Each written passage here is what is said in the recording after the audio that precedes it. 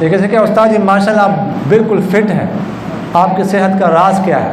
ابھی آپ نوجوان ہیں، دوسری شادی کب کر رہے ہیں؟ دیکھیے صحت کا راز تو صرف اللہ کا فضل ہے، یہ تو صرف اللہ کی مدد ہے، ٹھیک ہے؟ سب کہے تو ماشاء اللہ۔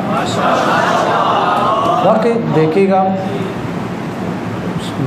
مسلمان کبھی بھی جو ہے نا، مسلمان اور دوسری شادی تیسری چوتھی سے انکار نہیں کرتا۔ کون انکار کرتا ہے دوسری تیسری چوتھی سے؟ یہ جتنے بھابھی گزرے ہیں، جتنے بھابھی ہیں، یہ جن کے ابھی 70-80 سال، سب کے زمانے میں یہ خواہش تھی کہ 10 شادیاں کرنی، لیکن بیچارے نہ کر سکے، وہ الگ بات۔ لیکن ایسا کوئی ہوتا ہے، پیغمبر نے کی ہے تو ٹھیک ہے، ہم تو ہر وقت تیار ہیں، بس آپ لوگ کروائیں جی، ہم تو تیار ہیں جی۔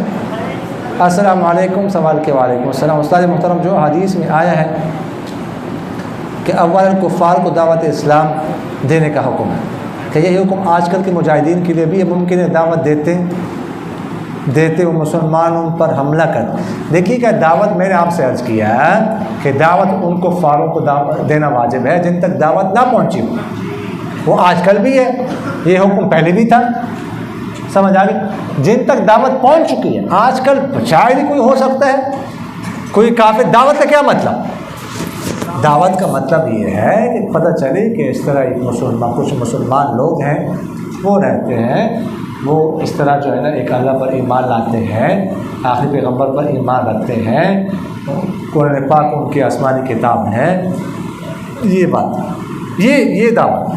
تو یہ تو ہو سکتا ہے شاید ہی کوئی آج کل ہو کہ جس کو یہ پتہ نہ ہو آج کل کے دور میں، وگرنہ سب کو پتہ ہے۔